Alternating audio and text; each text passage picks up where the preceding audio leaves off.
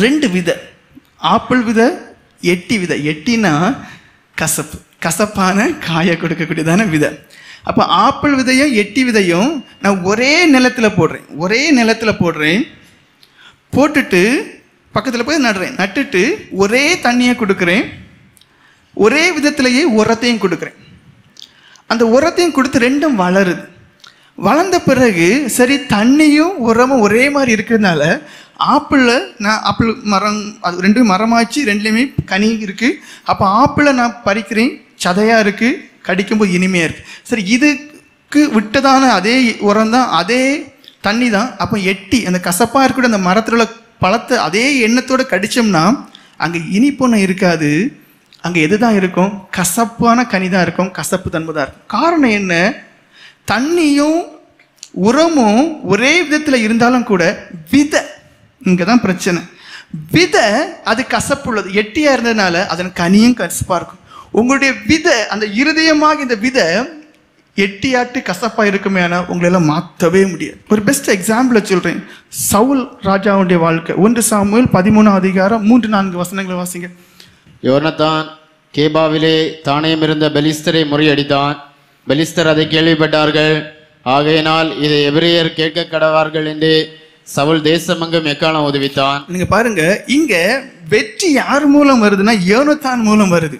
ஆனா சவுல் என்ன பண்றாரு? இது தனக்கே வந்து வெற்றி போல, தான் பண்ண வெற்றி போல அங்க தேசம் எங்கும் எக்காலம் ஊத பண்ணுறாரு.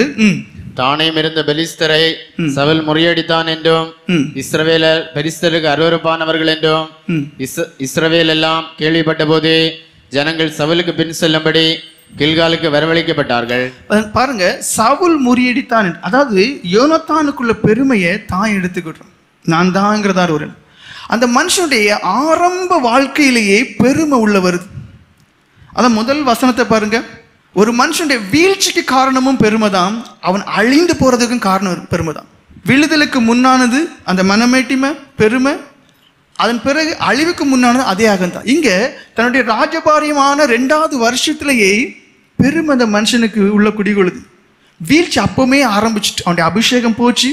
அவனுடைய புதிய இருதயம், வேதத்தை நீங்கள் வாசிக்கும் போது அங்கே தெளிவாக சொல்லப்பட்டிருக்கு, அவனுக்கு புதிய இருதயத்தை தேவன் கொடுத்தார் என்று, புதிய ஆவியை கொடுத்தார் என்று, அவன் தீர்க்க தரிசனம் உரைத்தார் என்று. ஆனால் எப்போ ஒரு மனுஷனுக்குள்ள அந்த பெருமை, அந்த அகந்த, அந்த மனமேட்டிமை, நான் தான் செய்தேன் என்று ஒரு மனுஷன் சொல்லுவானோ, அந்த அபிஷேகம் போச்சு, அந்த மனுஷன் எல்லாம் முடிஞ்சு வீழ்ச்சி ஆரம்பிச்சது.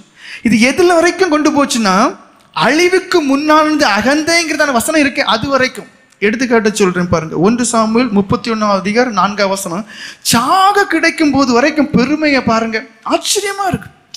சாக கிடக்கிறான் சவுல், போர்க்களத்துல எதிரிகளால சூழப்பட்டு இருக்கிறான், சாகணும்.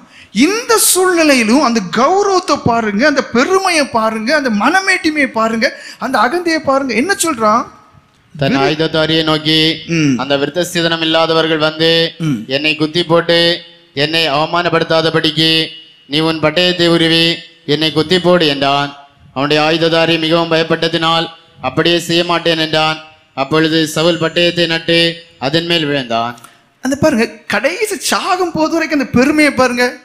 செத்தாலும் சாவுவேன், ஆனா விருத்த சேதனை இல்லாதவன கையில சாவ மாட்டேன். இதுதான், அதாவது அந்த இடும்புள்ளவனை தூக்கி நிறுத்தவே முடியாதுங்கிறதுக்கான காரணமாக